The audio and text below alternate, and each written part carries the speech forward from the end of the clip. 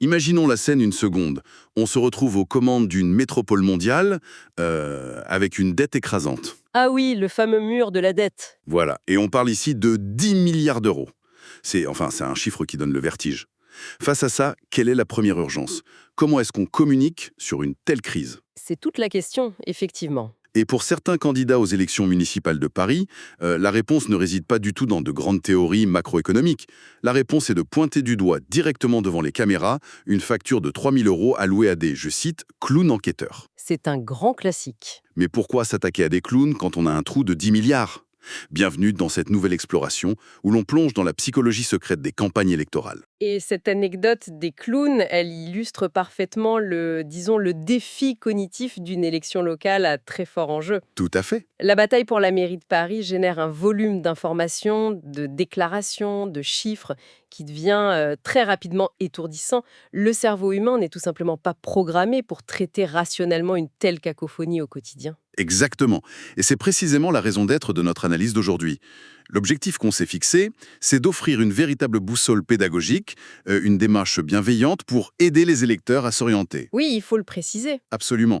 Il ne s'agit en aucun cas de distribuer des bons ou des mauvais points idéologiques. On n'a aucune position partisane à défendre ici. Notre mission, c'est vraiment d'observer la mécanique de l'éloquence, la rigueur, la stratégie des candidats. Pour comprendre comment ils tentent de capter l'attention, en fait. Voilà, l'attention et in fine le vote. Et pour ça, on a une base de travail assez exceptionnelle. Oui, pour construire cette boussole, on s'appuie sur une analyse très rigoureuse des stratégies médiatiques qui est guidée par un document analytique fascinant. Il s'intitule le fichier Z-meilleures émissions à regarder.pdf. Un nom très pragmatique. C'est ça. Et ce fichier a fait un travail de curation vraiment remarquable. Il ne juge pas du tout le fond des programmes. D'accord. Non, il identifie plutôt les émissions, les interviews et les débats qui sont les plus révélateurs pour juger la solidité d'un candidat quand il est face à la contradiction. Hier, certains candidats ont décidé de ranger les grandes envolées lyriques pour endosser un costume beaucoup plus austère, celui de l'expert comptable. Oui, le document pointe particulièrement la stratégie de Sarah Knafo, du parti Reconquête. Pour décortiquer sa méthode, les sources recommandent de visionner son passage dans la grande interview, diffusée sur CNews et Europe 1. D'accord. Et quelle est sa technique, concrètement? Elle est d'une clarté redoutable. Elle dénonce ce qu'elle appelle une cour des miracles budgétaires. Ah, le terme est fort. Très fort. Et c'est là qu'interviennent les fameux exemples chocs dont on parlait. Elle cite 100 000 € pour une association de mimes, Pardon, des mimes? Pierrot de la nuit. Elle cite aussi 116 000 € pour l'eau potable au Cambodge, ou encore ces fameux 3 000 € pour des clowns. C'est fascinant d'un point de vue psychologique, parce que 3 000 € à l'échelle d'un budget municipal de plusieurs milliards, c'est l'équivalent d'une goutte d'eau dans l'océan. C'est rien du tout, statistiquement parlant. Mais cela fonctionne infiniment mieux sur l'opinion publique que de parler de taux d'intérêt obligataire ou de refinancement. J'ai l'impression qu'on touche ici à un biais cognitif très connu. Totalement. C'est l'illustration parfaite de la loi de futilité de Parkinson, ce qu'on appelle souvent l'exemple de l'abri à vélo. Ah oui, la fameuse réunion où on passe des heures sur le prix de l'abri à vélo parce que personne ne comprend le budget de la centrale nucléaire. Exactement. Le cerveau humain est en fait incapable de visualiser ce que représentent 10 milliards d'euros. C'est trop abstrait, ça paralyse le jugement. Bien sûr, En revanche, tout le monde sait ce que sont 3 000 €. Et tout le monde sait ce qu'est un clown. c'est très visuel. Voilà. En isolant cette dépense, la candidate déclenche une réaction émotionnelle immédiate sur la priorisation de l'argent public. Elle rend l'incompétence présumée de l'adversaire tangible, presque palpable. C'est comme contester une note de frais de 10 € pour un café dans une entreprise qui perd des millions. Tout le monde a un avis sur le prix du café. C'est tout à fait ça. Mais la source indique que Sarah Knefo ne s'arrête pas à la simple critique. Le document recommande aussi de regarder son grand oral devant les étudiants de l'ESJ Paris. Oui, et le grand oral de l'ESJI, c'est vraiment le test de résistance de cette stratégie. Face à des étudiants en journalisme qui, eux, cherchent la faille, elle déploie la seconde phase de son argumentaire. Qui est? L'ingénierie technique. Lorsqu'on l'attaque par exemple sur la faisabilité de son projet de couvrir les voies sur berge, elle dégagne immédiatement un chiffrage de 60 millions d'euros. 60 millions, c'est précis. Très précis. Et elle affirme que ça a été calculé avec des ingénieurs en travaux publics. Le message sous-jacent est clair. Elle dit en substance « Mon audace politique est couverte par une rationalité implacable ». D'accord, je vois. Mais elle n'est pas la seule à utiliser cette arme de l'hyperchiffrage, si je lis bien nos notes. Le document analytique nous oriente également vers Pierre-Yves Bournazel, le candidat Horizon et Renaissance. Oui, tout à fait. Là encore, le passage recommandé est la grande interview sur CNews et Sud Radio, mais le guide y ajoute une écoute très spécifique, un podcast beaucoup plus pointu qui s'appelle « Changement de vitesse Chez Pierre-Yves Bournazel, l'approche prend la forme d'un cadrage financier qu'on pourrait qualifier de massif. Il arrive avec un plan d'économie de 4,2 milliards d'euros. ». Ah oui, 4,2 milliards, on change d'échelle par rapport au clown. Exactement. Et tout le défi de ces interventions, c'est de prouver d'où proviendra cette somme gigantesque. Sur CNews, il utilise une tactique d'acceptabilité. Il cible d'abord les symboles du pouvoir.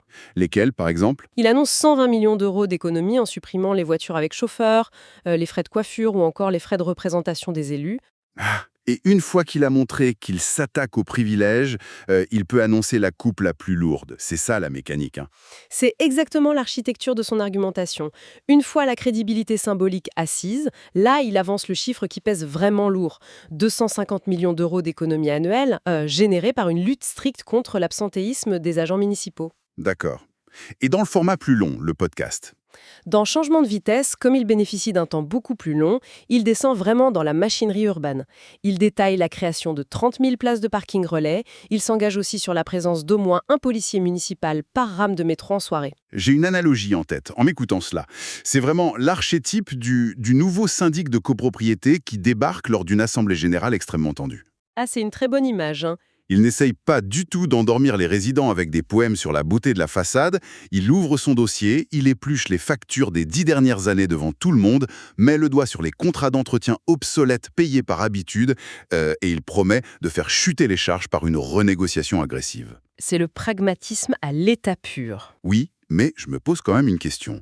Cette technicité à outrance, ces avalanches de tableaux Excel, cela ne risque-t-il pas de déshumaniser complètement le lien entre un maire et les citoyens? Ce qui est fascinant ici, c'est que derrière l'aridité de cette froideur comptable se cache en fait une émotion politique très puissante. Laquelle? Le besoin viscéral de rassurance. Ces candidats ont analysé que, dans un climat d'anxiété urbaine, la compétence perçue remplace le charisme traditionnel. Le chiffre n'est pas là pour déshumaniser, il agit plutôt comme un anxiolytique. Un anxiolytique, c'est intéressant. Oui, il prouve que la gestion de la ville relève du domaine du possible, de la méthode, et non pas de la simple incantation politique. Donc nous venons de voir comment on maniait les chiffres pour rassurer et projeter du contrôle. Mais que se passe-t-il quand l'objectif d'un candidat n'est pas de rassurer, mais au contraire de réveiller, de provoquer une rupture? Comment utilise-t-on les mathématiques quand on veut illustrer l'urgence plutôt que l'ordre? Eh bien, c'est là qu'il faut analyser la stratégie de Sophia Chikero pour la France insoumise. D'accord. Le document source nous recommande 2 formats précis, face à Duhamel sur BFM-T et la matinale de France Info. Sur ces plateaux, l'utilisation de la statistique change radicalement d'objectif. Elle ne cherche pas à rassurer les marchés financiers. Pas du tout. Ni les propriétaires fonciers. Elle utilise le chiffre pour mathématiser la fracture sociale. Et le constat qu'elle dresse face à Alain Duhamel est d'ailleurs d'une brutalité presque clinique. Elle assène que 50% des foyers parisiens gagnent moins de 2 500 € et que ces mêmes foyers doivent consacrer entre 35 et parfois jusqu'à 70% de leurs revenus uniquement pour se loger. Voilà, et ces pourcentages, ils sont maniés pour opérer un véritable transfert de responsabilité. C'est-à-dire? En montrant que la moitié de la ville est asphyxiée financièrement, elle transforme une difficulté individuelle du genre « je n'arrive pas à payer mon loyer » En un problème collectif. en une injustice systémique et structurelle, oui. Le chiffre devient une arme d'indignation morale. Et on retrouve cette volonté de prouver que la gauche de rupture maîtrise tout autant la calculette que la droite gestionnaire dans son diagnostic du secteur périscolaire sur France Info. Oui, l'analyse des sources montre une précision chirurgicale sur ce point.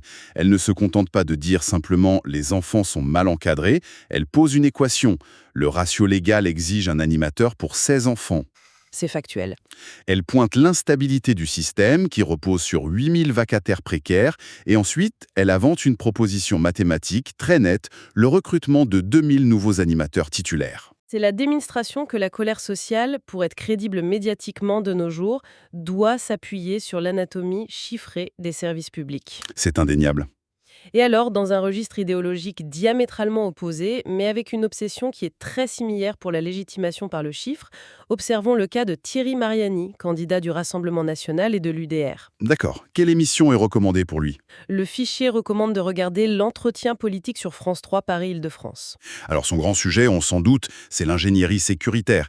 Il avance la création d'une police municipale de 8350 agents et le déploiement de 15 000 caméras. Mais d'où sortent ces chiffres qui sont quand même très précis? L'intérêt de cette émission sur France 3, c'est justement de voir comment il construit l'autorité de ces nombres.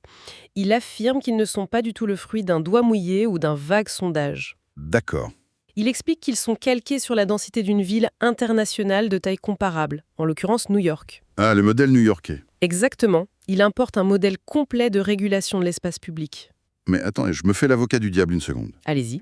Comparer Paris à New York en termes de sécurité, c'est un peu comparer des pommes et des oranges, non? Enfin, la structure urbaine n'a rien à voir, la législation sur les armes à feu est radicalement différente, la culture policière aussi.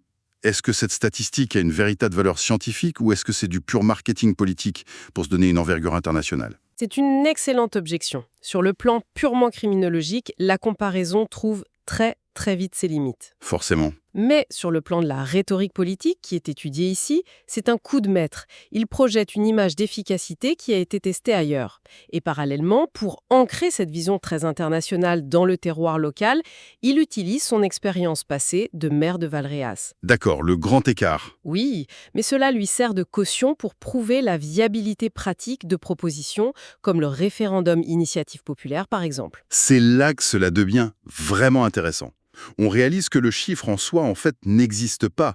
Il n'est qu'un matériau de construction pour raconter une histoire. Exactement. Chilkirou utilise le pourcentage des loyers pour faire monter la pression sociale de l'intérieur de la ville, tandis que Mariani utilise la densité des caméras new-yorkaises pour plaquer une solution sécuritaire qui est venue de l'extérieur. Si nous relions cela à une perspective plus large, on comprend bien que la donnée mathématique est prétendument neutre, mais sa sélection est éminemment idéologique. Bien sûr. Elle structure le récit d'urgence sociale pour l'une, et elle assoit le récit du rétablissement de l'ordre pour l'autre. Alors nous avons les gestionnaires de crise, les ingénieurs de la rupture et ceux de la sécurité. Mais notre guide des meilleures émissions à regarder nous emmène vers un profil, disons, encore plus déroutant. Quelqu'un qui refuse tout simplement d'utiliser la calculatrice de la mairie. Ah oui, le document pointe vers le grand oral de Marielle Saunier, la candidate de lutte ouvrière, toujours à l'ESG Paris. Et c'est différent des autres. C'est un exercice de style à contre-courant total. Devant un parterre d'étudiants qui attendent sagement qu'on leur parle de gestion de la voirie ou des cantines, elle assume avec une franchise assez désarmante que, si elle remportait l'élection, elle ne gérerait strictement rien du budget parisien. Attendez, elle leur dit carrément « si je gagne, je ne gère rien ». C'est le message, oui. Mais comment peut-on justifier de se présenter à une élection exécutive avec un tel discours? Parce que dans sa grille de lecture politique, le budget municipal est une illusion. Il est, selon elle, de facto confisqué par les grands groupes capitalistes et les milliardaires. Donc, à quoi servirait son mandat? Sa promesse n'est pas du tout de trouver l'équilibre budgétaire. Sa promesse, c'est d'utiliser l'hôtel de ville comme un point d'appui logistique pour soutenir les grèves.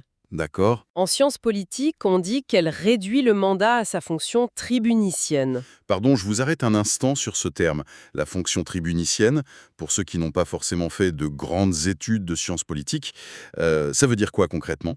Qu'elle veut transformer la mairie en un immense mégaphone pour les syndicats? C'est exactement l'idée, le mégaphone. Le terme vient des tribunes de la plèbe sous la Rome antique. D'accord. Leur rôle n'était pas de gouverner ou de gérer le trésor public, mais d'intercéder et de crier pour défendre le peuple face au Sénat. Je vois. Marielle Saunier revendique cette posture pure, rejeter la compromission de la gestion pour incarner la voie de la contestation permanente. Et ça tranche brutalement avec les plans d'économie au centime près des autres candidats. C'est le moins qu'on puisse dire. Nous avons donc décortiqué ces différentes architectures argumentatives dans des formats où les candidats avaient le temps de s'exprimer. Mais que se passe-t-il quand on enferme toutes ces méthodes contradictoires dans la même pièce avec une horloge qui tourne?